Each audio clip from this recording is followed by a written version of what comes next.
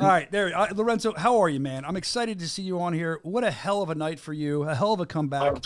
I mean, I just want to tell you before you get started. No, go ahead, Lorenzo, please. I was sitting next to my son, Junior, and who was on the right side? There was Junior, there was Nate, there's a bunch of people. There was me, there was, Nate. Nate was on one side of me. Junior was the other side of me. You got dropped for the second time. You got up, and I said, Lorenzo's going to knock this guy out right now. And it was crazy, and you came out and knocked him out. I was like, I just see something different in him the way he got up that time, and I said he's going to knock Dyer out.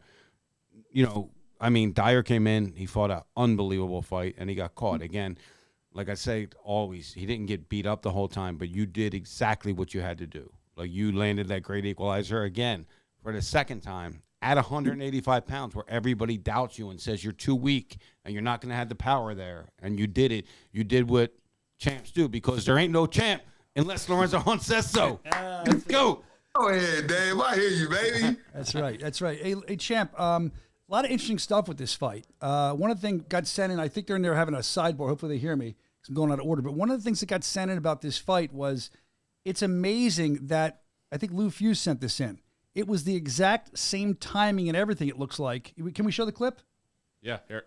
11 seconds. Watch this. It's amazing.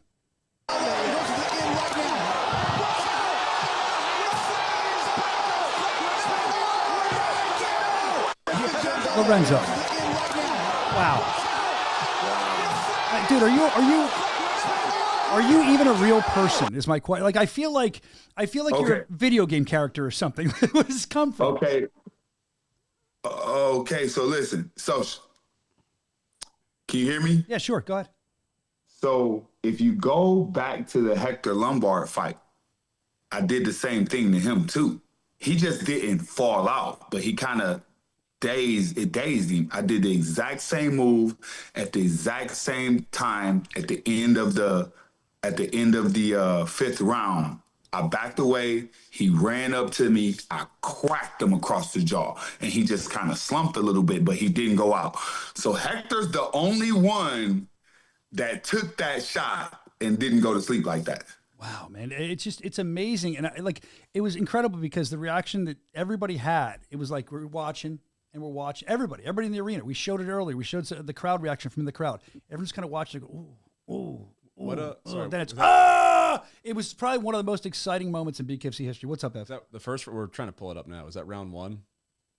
No, the last round when I walk away from Hector. Right. Watch as I back away from Hector, he thinks I'm done or something. He thinks I'm tired. I'm gonna back away from Hector exactly like I did Richmond.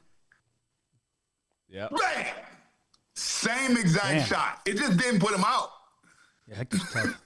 Hector is tough, man. But I'll tell you. Yeah, Hector was tough. Same exact shot.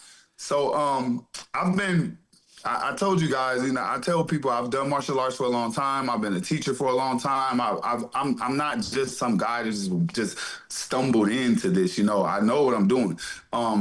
We're tethered together like a title lock, some sort of weird locking magnetism that when a guy locks in and he wants to beat me or we decide to fight, and we become this dancing thing where if I move, he moves. If he moves, I move. We become stuck together, and they're not acknowledging that. They're not acknowledging that they're just following me around like idiots, especially when they think they got me hurt.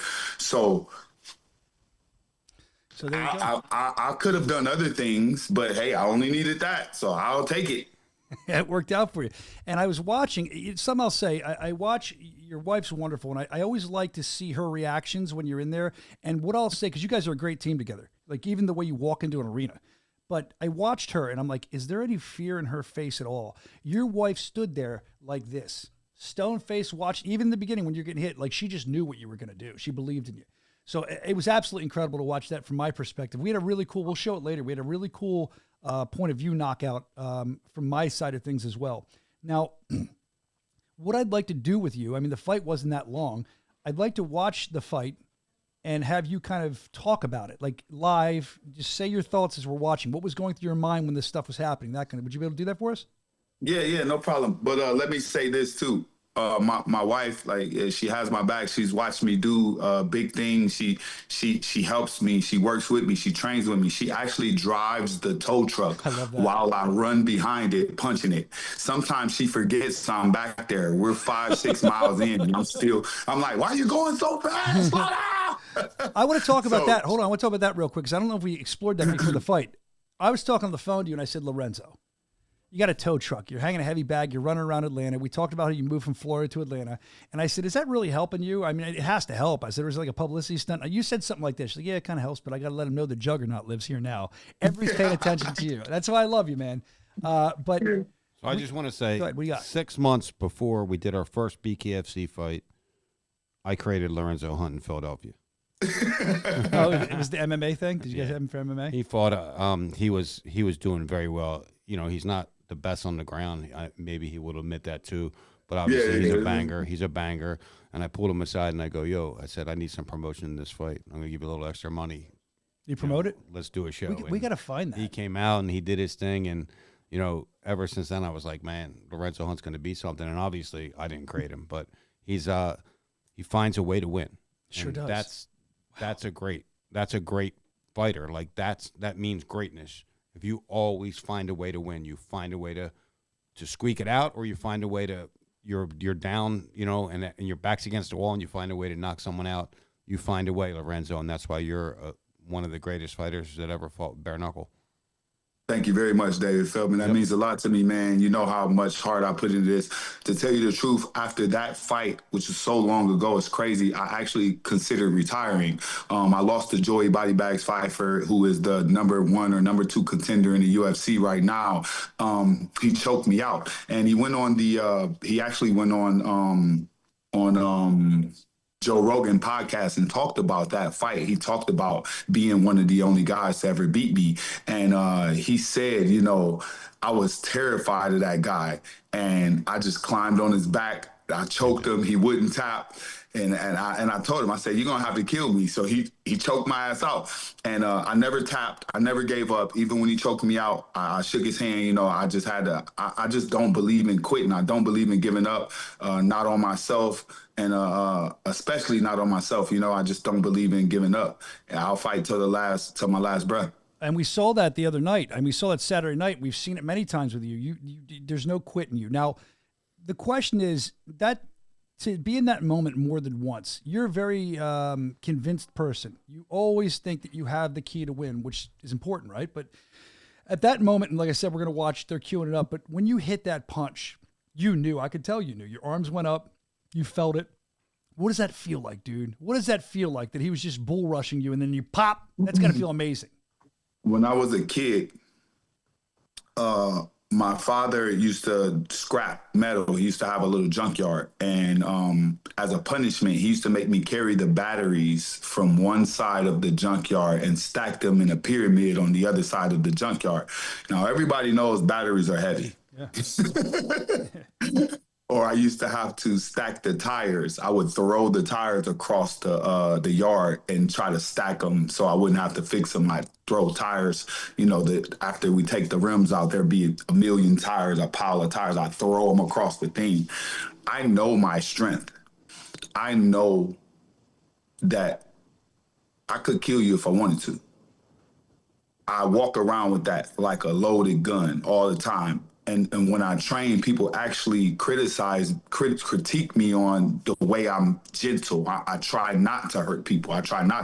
For somebody with the type of power that I have, the lesson to learn in training is how not to hurt you. I don't have to try to hurt you. And so, yeah, that shot, soon as I touched him, I knew it was over. As soon as we connected, I knew nobody was getting up from that. I know, and like you just said, you train not to hurt people, but you knew that you knocked him out. But again, that feeling of doing that. Nobody, not even Ben Rothwell would get up from that. Wow, man. Well, I mean, we've seen it.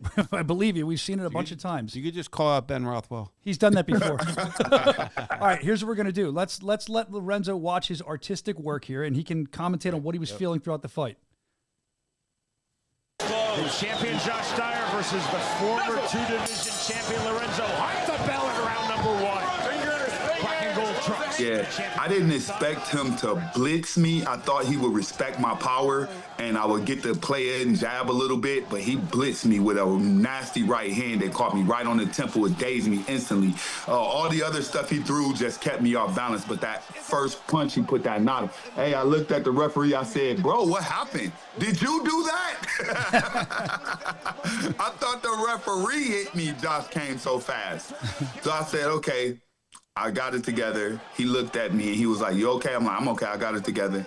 And then again, you know, I'm like, "Okay, this time I'm gonna crack him if he tries that again." And he did. He just barely survived it because I'm gonna throw it. I throw it to the body. I think he wants. See, I'm pulling him. I'm pulling him to me. He wants it over with. He wants to win. Boom! I almost got him, but his arm was up. I just did it just now. His arm was up. It kind of blocked it.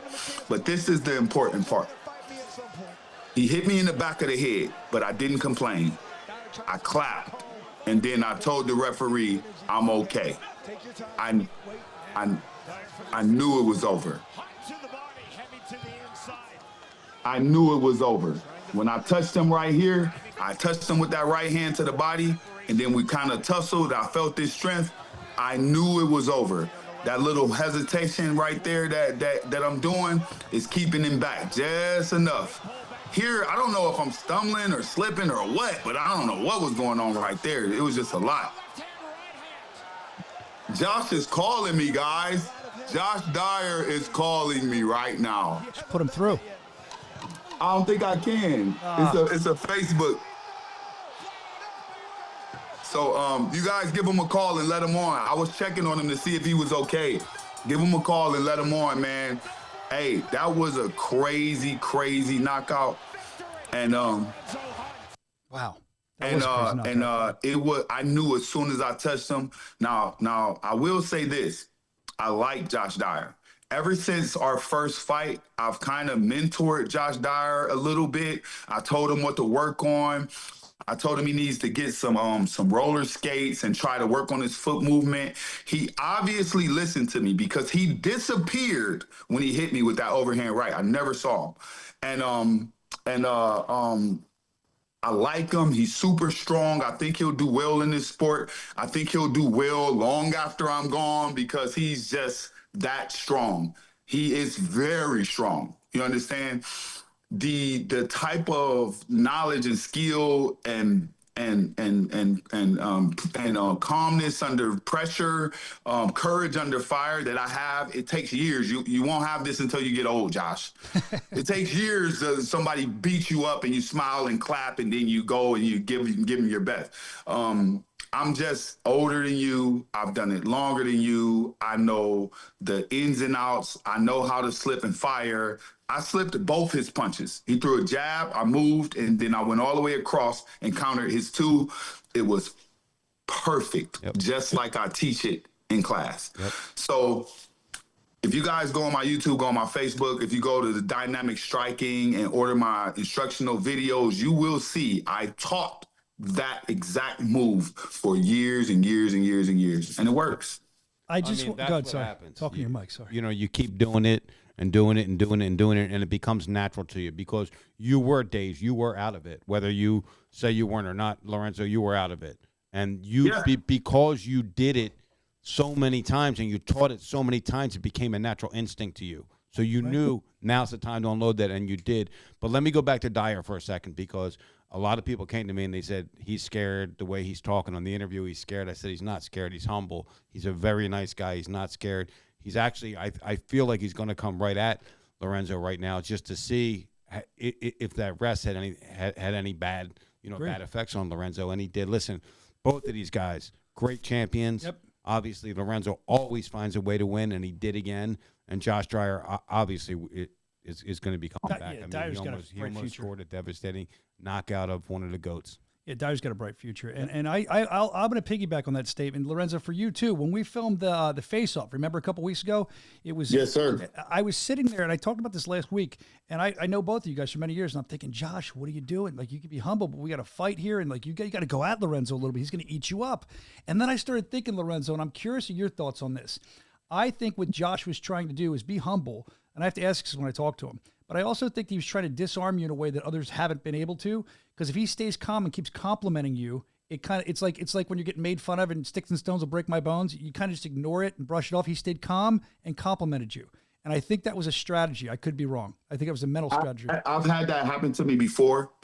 I beat a guy violently, very, very viciously in the RFC. His name was Brad the Axeman Taylor, and he kind of came at me disrespectfully, and I beat him like violently, viciously, ugly. Like the doctor had to stop it. It was all bad. And I believe Andy Glenn was actually the ref back then. This was like so many years ago, like 2013.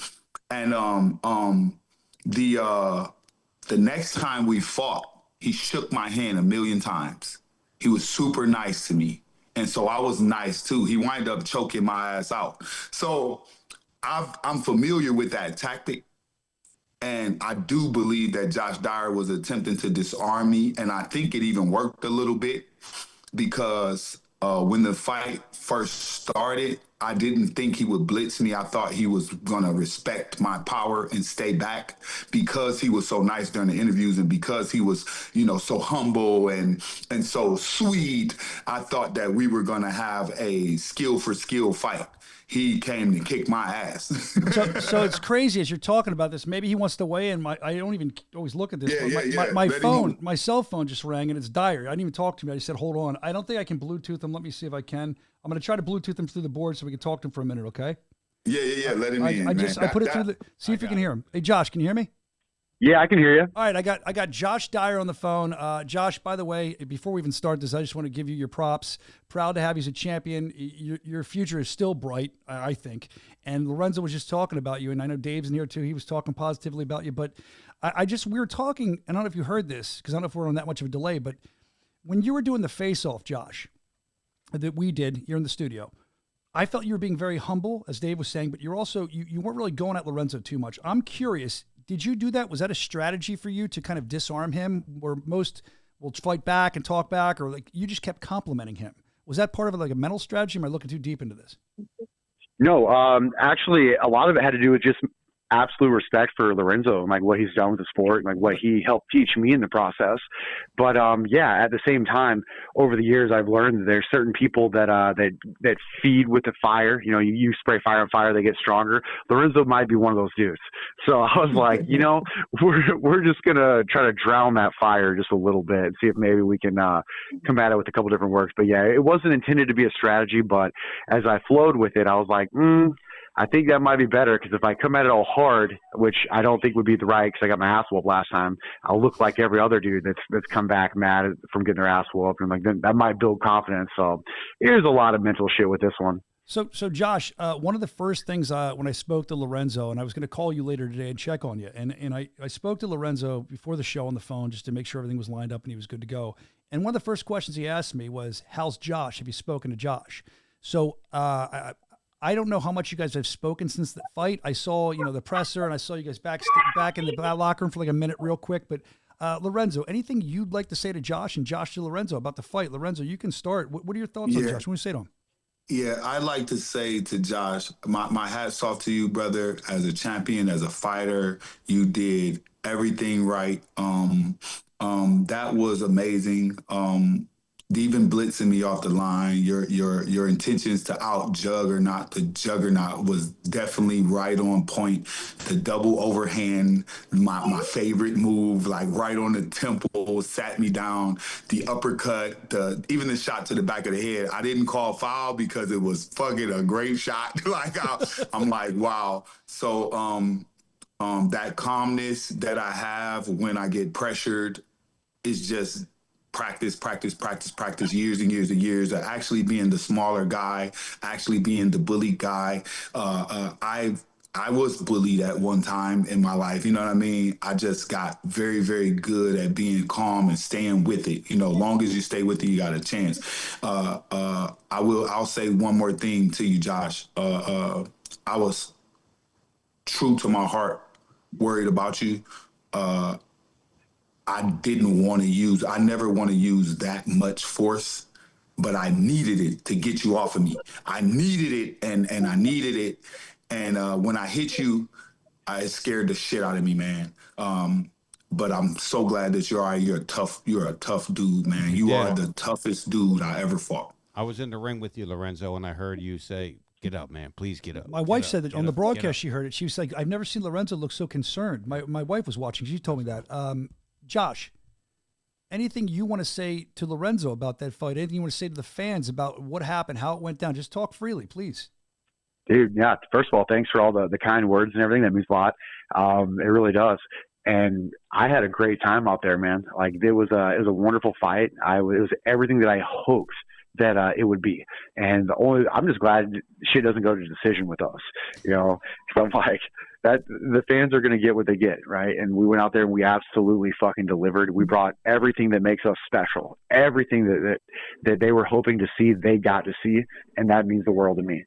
So I always said, I believe that the true champion deserves that belt. And you fucking snatched it, bro. Beautiful. I've never been knocked out in my entire life, bro. But the only people that have ever knocked me down is you. So I'm like, dude, this guy's built different. He's got insane power. It's so crazy how fast it comes. You know, you think you're good, and it's like, next thing you know, you've been sleeping for like 3 minutes, and you're like, holy shit. Did I just get dropped? Ref's like, drop, motherfucker. You've been knocked out. I was like, oh, wow. That's never happened in 15 years. So I just assumed it couldn't happen. So thank you for allowing me the first time in my life to experience what it feels like to be knocked unconscious. That was crazy, man. Cheapest high I ever got. Pretty high. They're going nuts in the chat for both of you guys. They're just saying hats off to Josh. Salute to the Juggernaut. We love you, Josh. You'll always be a champ to us. Tony Loco Soto saying such a humble and just a great moment. I love it. Once a champ, always a champ. They're saying all kinds of great things about you. You need to hear that. I appreciate that. And honestly, I didn't even know you guys were on the show. I just said, I was checking my messenger, and Lorenzo obviously reached out and was just like, hey, I just want to make sure everything was going good. Shoot me a call. So I shot him a call. And then Austin was like, dude, he's like, you got to call him on his personal phone. I was like, how the hell did you know that I just called him? I'm like, geez, dude, I know you're a good trainer and all. Do you have my phone tapped? He's like, no, I'm watching the show. And then I felt like I was in the Truman Show. I'm like, the show? I'm like, the show? I'm like, am I the chosen one? What? And then he's like, no, the Bare Knuckle Show. They just mentioned it, and I was like, oh my god, they're on the show. I was like, great. Josh, I was like, it's all respect for you. Like I said, I wasn't coming on here to just. I mean, we had to have Lorenzo on to celebrate this, and I'm glad that you actually called in. I'm glad that you're able to do that. I do want to say one thing. I don't normally do this, but I want to go backwards. You said when you were, I love this. What I love about Bare Knuckle, BKFC. I love all the fighters for this reason. You're a total bare knuckle fighter, Josh. You just got knocked out and lost your championship. And what you just said on the phone was, I'm just glad it didn't end in a decision. To that, I say, absolutely. Damn right, dude. I would have bet $1 million that shit would never have gone to decision. Yep. I was like, hey, that's a side bet. You wanted, so it reminds me, actually, Brian Soscia fought for me a long time ago. People don't know. Like, don't tell people. I mean, as a professional wrestler, he came in and fought this guy last minute, and he got beat, and he didn't care. Because he said, Dave, it's all about the crowd. I have to hear the pop. Exactly. They had to pop. If they're happy, I'm happy. And that's exactly what you said. So you really, truly, Josh, get it. And hats off to you, and can't wait to get you back here. I agree 100%. It's been an absolute pleasure. But yeah, I don't want to take too much of your guys' show over here. I appreciate you guys to let me hop on for a minute. But yeah, you guys enjoy the rest of your day. Well, Josh, thanks for coming on, and we appreciate you, and we can't wait to see you get back. And thank you for checking in. I mean, it was great, Lorenzo and Dave. That's one of the best segments I think we've ever done. I'm glad it was organic. It was meant to be. Sure, perfect timing. Truman Show style. All right, thank you, Josh. Hey, Josh. All right, bro, take it easy. Lorenzo, we'll see you. Lorenzo wants you. Hold on. Hey, Josh. Yes, sir. I like to say, man, ain't no champ unless I say so. Josh, you are definitely a champion, brother. I appreciate that, man. Thank you. That means a lot to me, brother. I was hoping to be able to say that so bad. I was working on it in the mirror and everything. I'm like, God, Lorenzo's perfected this, but I'm going to steal it. I was like, then I woke up. I was like, God damn it. All right. We'll have to figure out another cool catchphrase. Copyrighted and trademarked. Sorry. Nope. You would have got It's trademarked. I didn't know how legit it was at the time. I was like, it might not be fully trademarked. It's trademarked. All right. You can make sure you, I just want to, Lorenzo, you guys can get together and you can play with My River Dragon or whatever you said. Yeah. I had my Blue Eyes White Dragon ready. I was like, I was going to walk over and flip it over to your body and be like, bam. Well, like, all right, Austin had it in his pocket. I was like, dude, this is totally going to play out perfectly. I'm like, nope, hold the card. He's all ready to pull it out. No. Got to save it for a win. Yeah, something about that dark wizard, boy. Dude, I'm with you, brother. I'm with you. Dude, when you called me on that shit, I was trying so hard not to laugh. I was like, fuck. And I was like, God, how did he know? How did he know? If you need to know what we're talking about, you can go back and watch their face-off that comes towards the end. It was a great little insult back and forth. Anyway, Josh D-Day Dyer, kudos to you, bro. Thanks for a great fight. Absolutely, guys. Have a good rest of your day. Catch you later. Thank you, bro. What a nice guy. Love that guy. Yeah, man, he's awesome. He's awesome, man. He called me instantly, you know. I mean, after he got better after our first fight and he was considering getting back in the ring, he called me for advice and he called me about, you know, some moves and how and what to do and how to, you know, keep his hands up. I was telling him like it's more like a active guard instead of a static guard. People make mistakes and they stay like this, you know. It's more like an active guard where you have to contend whatever comes, you know. You have to change it up. He did everything right, you know. That last shot, I move so fast for a big guy. You would have to be psychic to get out of the way of that. I've used it more than once. I've used it probably half of the fights of my career that have ended in knockouts have ended that way. My first professional MMA fight, I fought a guy named Garrick James. He tried to round kick me like Bruce Leroy, and I knocked him completely out. The lights in the stadium went out as soon as I touched him. It was like magic. He was sleeping in the ring when the lights came back on. It was all bad. Juggernaut, Yeah, you know, I love hearing these stories from your past. I love hearing you talk about that. Dave, I love Dyer coming in. But the burning question, I didn't mean to cut you off there. I'm sorry, but I have for you because it's in my head. It's bouncing around. I want to know, first of all, I see your titles back there. What is the first? Just a few. That's just a few of them. I got about 6 of them. I've defended. Like I say, you guys say, you know, I'm the new champion. I'm the only 185 champion. I'm the first to ever hold it for BKFC. I'm the only person to ever defend it. I'm the only person to ever keep it. I'm the only 185 champion. I mean, those guys are just trying. It's me. Your mantle couldn't hold the weight of them all at once. I'm sure that's probably you have to spread the foundation of the house. If it's in one area, it's going to crash in, so you got to move them around. I get it. But here's the question. I think it'll be a good answer to this. The Juggernaut gets the title. Great knockout. Place goes crazy. Place went nuts. What do you do afterwards to celebrate? Like I know you're always with your girl and your team and all, but you have you have a title. What's the first thing you did with that title? Is there anything funny you did with it? Fun? Oh no. I went. We were looking for food. I hadn't eaten. Honestly, guys, like I don't know if you know, but I went 30 days without eating. Really? Liquid diet. You did that last time too, right? Didn't you some juicing? You're really into juicing, I think you told me one time. Yeah.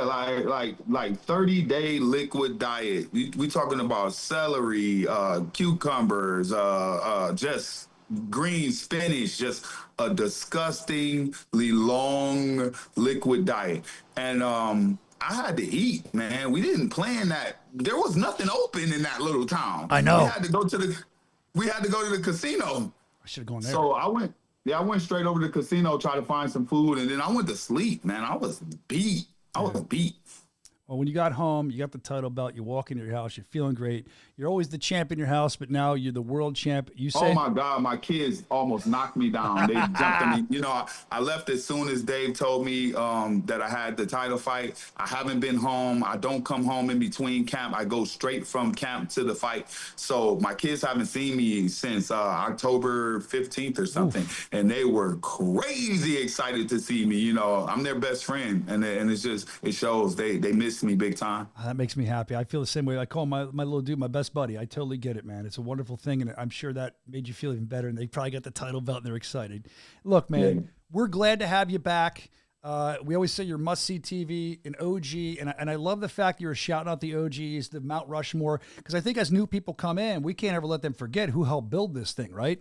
And now we have some champions that we can look to those people, and there's some non-champions too that help build it. We know who they are, but I like that you shouted them out. I think it's cool. I'm glad that you're still here. I'm glad to have you back. I know we all are.